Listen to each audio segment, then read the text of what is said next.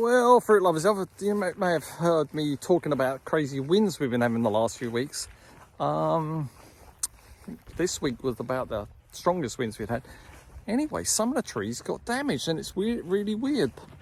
The ones that got damaged was the mulberry. Yeah, look at this. See that? Those branches there?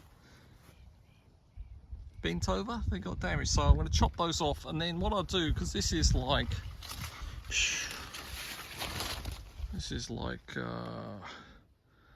6 feet long, maybe 5-6 feet.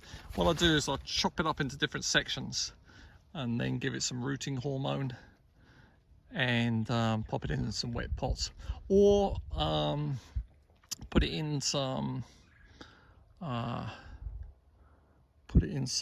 bucket of water and it'll grow roots in that. Either way we'll get them, but I'm going to chop them smaller first because they do better smaller rather than bigger. All right, here I go. Chopping.